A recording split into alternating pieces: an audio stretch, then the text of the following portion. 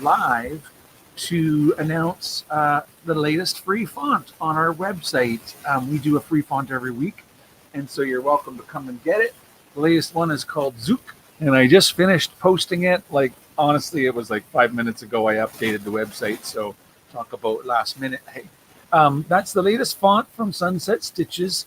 These are true embroidery fonts, which means that you can use them in different sizes. So I've got this one here down at like 1/2 inch. This one's like 1 inch size. This one's 2 inches.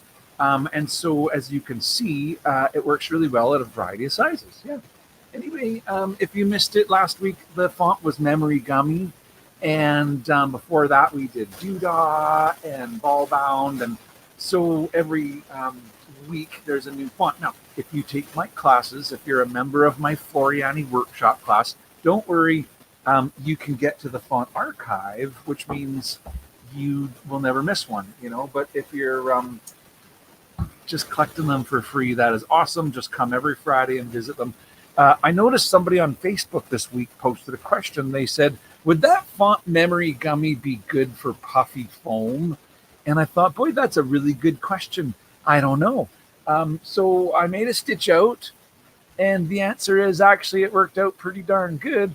And I thought maybe next Friday I could do a little video, a little topic about how to do puff foam and how to know, not just how to do puff foam, but how to know if your font will work with puff foam. Because I know that there's some fonts that are made for puff foam, and those ones obviously are going to work pretty good.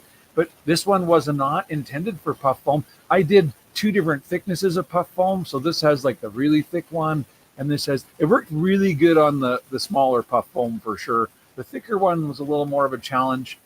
I'll share some results about that next week, you guys. How's that? Next Friday, come back, we'll talk about puffy foam and lettering. Today the free font was Zook, but I prepared something extra special because when I grew up, we were digitizers, you know, we punched designs, and people always wanted to know how many stitches. How much? It was the other question. How much and how many stitches? You know, and so we learned to do estimates of the stitch count of a design. You could send me a picture. I could used to be like driving down the street, and I'd be like, oh, the Wendy's logo, that'll be 8,000 stitches. Because you learn to kind of estimate them quite quickly with the formula. So I'm going to share with you guys my formula, how to estimate stitch counts. But then the cool thing about the formula is later on in life, I realized you can reverse it and use the formula to do how dense is my design. And I think that for the average home embroiderer is even more valuable, right? How dense is my design? Because we've all come across that design, haven't we? I know you guys know the one I'm talking about, right? Because I know you guys are collectors and you've got lots of embroidery designs. And so you've come across that design that's like bulletproof embroidery, you know, it's very dense, overly dense. You know, what are the levels of density of a design, right? Is there just light and airy, sort of medium, heavy, over, you know, extra heavy? So today we'll learn 2 things. It won't take long, you guys. We're going to learn a formula, how to estimate stitches, and then how to use that same kind of concept to figure out how dense is our design. And the interesting thing is that kind of helps me know how much stabilizer I need, you know, once you kind of get the gist of it all. So, hey, Birdie, how's it going today? It's nice to see you coming to visit us live on the internet. And Tanya, how do you say that? That's awesome. Where are you guys coming in from? Tell me that when you come on in, Lita. Say, you know, I'm here and I'm visiting from, I'm in Saskatoon, eh? But so anyway, I'm just joking. What I wanted to do is actually share my workspace. So let's go. Nick's got me set up here. I got Nicholas here in the studio today. Thank you, buddy. Help me out. You can watch the comments for me a little bit too. But notice that I put together some slides. So yeah, Zook, there's your latest embroidery font. You guys are just welcome to come to my website and download that, right? So you're going to hit sunsetstitches.com. And it's actually sunset-stitches, but if you go to sunsetstitches.com, it just redirects you to the main website, right? And once you're here at Sunset Stitches, you want to go to the page that says embroidery fonts, because that's where you can get the latest font, notice that it now says font number 7, Zook, and you can just click right there to download it. If you need help on how to install it, you can click on that link right here, and I've got a video on how to do it. But generally speaking, it's going to come in, it's going to be like a zip file. So hopefully you know a little bit about zips and how to unzip them. But basically, once you kind of unzip it, you'll find that the font is an asset file. And these are all the past ones. So if you've been collecting, hopefully you've collected all of these fonts so far.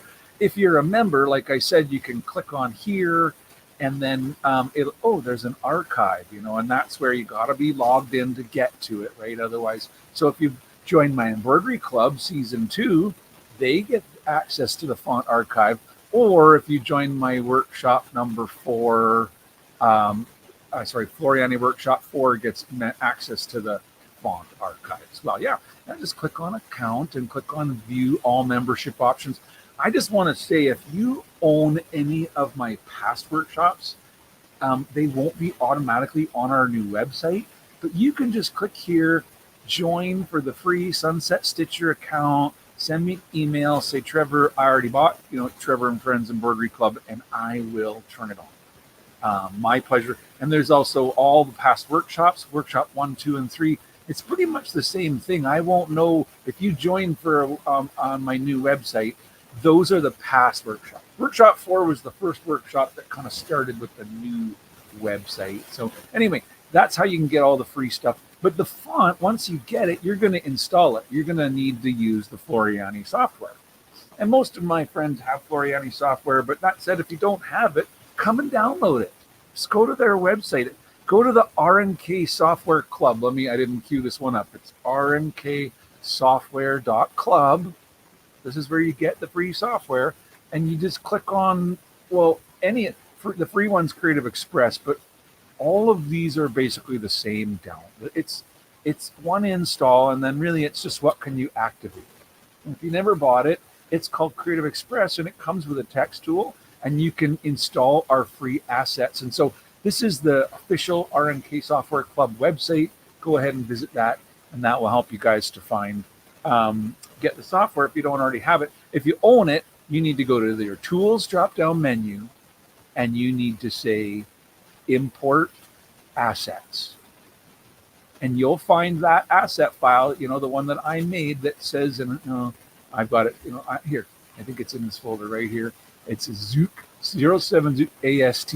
Click on that and say open, and see the little window opens up that allows you can actually click on the arrow right beside where it says fonts to see that it's going to bring in Zook. Now, for me, it comes up red, but that's because I already have the font. This little box can know if you already have a font called Zook, you could rename it. You could click in here and be like, I'll call this one Zook 2 or something. But if you didn't already have it, this would come in checked, and this would be just white. New font, and you just have to click OK to finish the process. So now, when you click on your text tool and you click like this, the font Zook will be in your list of ones. It'll be the very last one, probably, because for me it's the very bottom. It's the last one. And what I'm saying is that once you get the cool sort of Zook font in there, then you can make it say any text that you want. It can be like Trevor, and click apply, and it'll update to look like whatever words you put in. So, and then they're totally resizable. So I can change the size, and it calculates new stitches, and I can do cool things like envelope the letters, and make them look extra special. Anyway, you can learn a lot more about that, but not today, you guys. We want to learn about estimating stitches today, Trevor. So let's get on with that, and because I didn't want this to be too long of a video. And so the question was 2, all right? We'll do 2 things. Step number 1, how to estimate the stitches. And this is a funny one here. Bring me back on full screen again, Nick, for a sec. I just want to laugh because this is an embroidery design. When I first learned to digitize embroidery, they were stored on paper tapes. And, in the heyday, we were like a team of 12 people digitizing paper tapes. And the courier at the 5 o'clock, all the courier truck will be there, Purelator and FedEx, to pick up our tapes, all the little envelopes that we were shipping them all over the country, you guys. my dad sold commercial embroidery machines all over Western Canada, from the Great Lakes all the way out to the West Coast there, left to the left side. That was his territory. He sold commercial embroidery machines in the 1980s, and me and my family and my brother, my sister, and a whole team of us learned to digitize and did it. I was the manager. Anyway, how did I estimate the designs? That was the question for today. So, okay, bring me back to show the slides, Nick, again. So this is the concept. You have to figure out the size of the embroidery. So step number 1 was length times width equals square area. You learned that probably in grade 6 or something like that, right? Figure out the number of, and I like to do it in inches. So measure your embroidery. Oh, it's a Ford logo, it's going to be 3 inches tall, it's going to be 2 inches tall and 3 inches wide. 3 times 2 is 6. That's all I'm saying. Figure out the number of square inches. Then step 2 is times the number of stitches by 50. This is out of cue. I think I got my slides mixed up. Yeah. Okay, hold on. Step 1 was to figure out the number of inches. And so this slide should say step 2, take the number of inches and times that by 1,500 stitches per inch. So it's not times the number of stitches, it's take this answer from step 1 and times that. I'm going to fix this slide before I will make a printed thing for you guys. I'll put it on the website. I didn't do it yet. I'll make a thing you can print. But what I'm saying is figure out the number of square inches, times that by 1,500. So if your answer to the first step was 10 square inches times by 1,500 stitches per inch, then you get an average of 15,000 stitches. Now, that's step 2. It's a 3-step process, how to estimate. So estimate number 1, figure out the size. Number 2, times it by 1,500. But then number 3, give an estimate to the coverage. So remember, we drew a box around the Ford logo, but the Ford logo is an oval. So how much of the oval doesn't get stitched? That's what you're trying to guesstimate. At this point, you're saying, if the answer to step 2 was 15,000 stitches, if you say 80% coverage, then you're going to figure the final estimate is 12,000. If you figure, no, it's more than 100. Why would it be more than 100? Can you think of any reason, Nicholas? Why would it be more than 100%? How do you get more than 100% in your embroidery? He's looking puzzled now. Listen, if you have a fill with a border and letters on top, what if it was a square? What if you took an actual square and you filled it, then you bordered it, then you put letters on top? That could easily be 140% coverage. So keep that in mind. How much stuff is on top of each other and how much empty space is there? And this is how we used to do it. We could do it real quick, you guys. Like, honestly, you could just give me a logo, length times width, it's 10,000 or it's 10 inches. Okay, that's 15,000 stitches. You look at it and you go at 12,000. You pick a number out. Because we didn't always charge.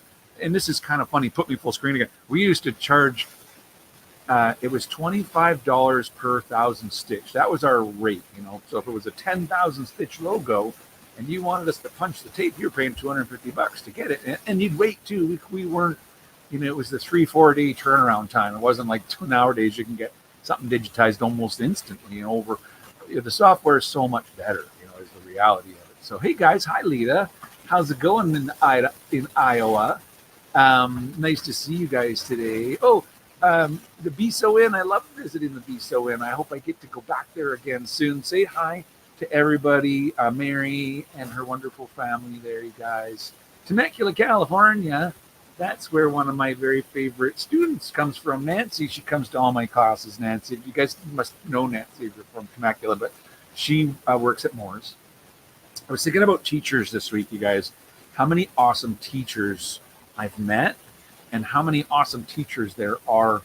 I'm going to I want to try and help you guys visualize this. What I'm saying is you can guess the number of stitches. Nowadays, who cares? We don't care anyways, right? Really, we're not estimating the number of stitches, but we might be interested in how dense are our designs. And we can take the same kind of principles and reverse. So now you have the design, so you know how big it is, and you know how many stitches it is. So now we can figure out the size and then divide the stitches by the size to get how many stitches per inch. And that's a fascinating thing when you start to look at your embroidery designs into stitches per inch. So yeah, I'm just looking at the chat there. And hi, Marty. I hope I'm coming back to Mulqueen sometime real soon, especially this week. Hey, Nick, it's cold out there. It's like minus 32 Fahrenheit. Felt like minus 47 Fahrenheit. Everybody on the Facebook's all like, oh, it's so balmy down here. Yeah, it's still winter in Saskatoon. And it's snow coming this weekend. So I'm hoping to go outside and get some fresh air this afternoon before the next storm comes in, and then I'll be shoveling on probably Sunday. Okay. Would you put me back on screen one more time, Nick? And what I want to show you guys is that, so this time this is an example of it, right? So you got an embroidery design, and you know the size, 3.5 inches wide, 3.8 inches tall. So 3.5 times 3.8 gives me 13.3 square inches. So step number 2 times, and it should be this times the size by the 18. And so this is wrong. It's 1,500 per. I will make the printed one correct, I promise. But the numbers 1950 is correct. The point here is then you times by the kind of coverage. So looking at the design, 3.5, well, there's a lot of empty space right here with nothing in it. A bunch of empty space up at the top, more empty space on the left. And so that's where the 75% comes in. There's not a lot of borders. I know there's a few kind of like little things that are up on top, but it's mostly just fills, and there's lots of empty space. So I use 75%. So the estimate would be 14.9, and the actual number of stitches is 14.5. So you can see how this can be very helpful. So the reverse. This is the reverse. Learn how to learn the density of a design. And so you start by figuring out the square area, same as before. See, length times width equals square area. So with the bunny, it was 13.3, right? Square area. Then step 2, divide the number of stitches by the answer to number 1. So if it was a 10,000 stitch design, you divide that by 10 square inches. It gives you 1,000 stitches per inch. And 1,000 per inch is a very normal number to come up with. That that kind of says to me it's kind of a solid design, mostly filled in, probably has lots of white space in it. If you take the same bunny and you take the 3.5 times 3.8 gives you 13.3 stitches per or square inches. So the size of the design is the same. And this time you take the actual number of stitches, which is 14,513, and you divide by the answer to step 1 to get 1,090 stitches per inch. So you can do that for every design that you guys own. Any design, just bring it onto your workspace. Here, let's get rid of the word Trevor so you can just see. If I select the design, it will draw a box around it. It's 3.8 tall. It's 3.3 wide, right? So I figure I'm 56 years old, and if I want to use my calculator, that's my prerogative. You want to use rough math? I think that's fine. You guys can use rough math on this, but I'll do 3.8 times 3.3. And so this is 12.5, not quite the same as before, but close. 12.5. And look up at the top, it tells me right here it's 9,840. So once again, I can, to do the step 2, use my calculator, 9840, divide by 12.5, and that's 787. So this design is 787 stitches per inch, where this bunny is 1,090. And they're very similar in size. And so you can kind of visually see that there's more stitching in the bunny than there is in this phoenix sort of bird, and that the fantasy bird kind of has more sand stitches and kind of more white space and a little bit less fill stitches. And so kind of to bring that home, what I'm saying is, if you start to check your designs and you learn, oh, my designs have an average number of stitches per inch. It could range anywhere from 200-300 for your lightest designs, all the way up to almost 2,000 for your heaviest designs. But now the point is, stabilizing for 200 stitches per inch is so much different than stabilizing for 2,000.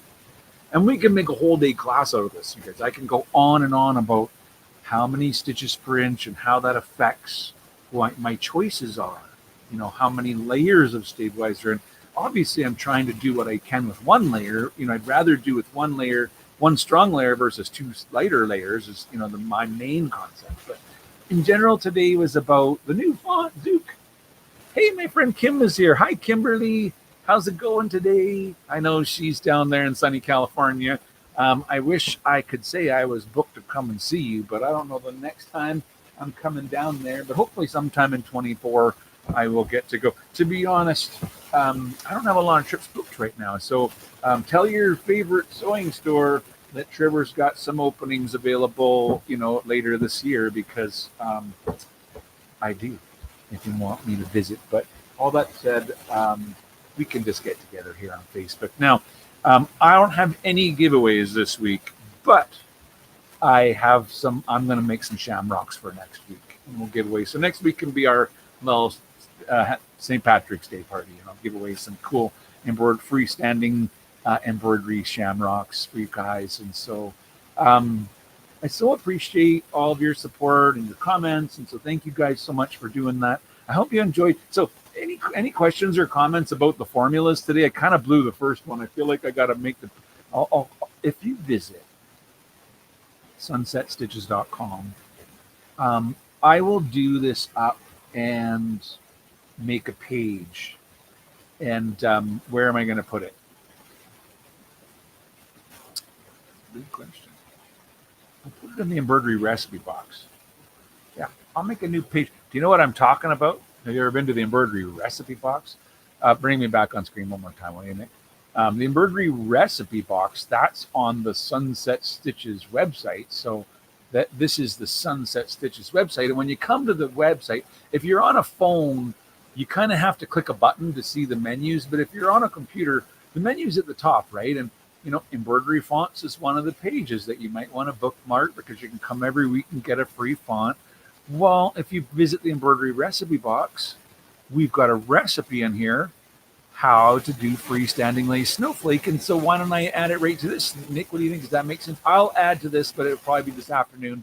I'll make a link, and it will say how to estimate stitches, and it'll also say how to calculate average design density. Yeah, I'll put it there. And so I'll make a download for it, and I'll link this video to it too, so that if people are like wanting to check it out later, and now you might watch this video and it's like, you know, a year from now, I'll leave the page up so you can get the printed thing. And if you have any questions about that, you can post them in the comments on here, you guys. I'll, you know, check back. But generally speaking, I use that 1,500 per inch, and it's kind of fascinating. But if you actually just make an inch, a square, you know, make a square, fill it in with thread, put your favorite settings, that's 100% coverage, right? So now that's why I use the 1,500 per inch, because my favorite settings, when I go on my Floriani software and I make 1 square inch and I fill it with thread, it's about 1,500 stitches. And so that's the number. And we always use that. Like, it's right since 1985 when I learned to do calculating design estimates. So if you want to estimate the design, you go with the stitches per, you just do step 1, 2, 3. Step 1, figure out the size. Step 2, times by 1,500. Step 3, apply a percentage. And you get an estimate. Or take the actual size calculate your square area by in inches. I always do it in inches.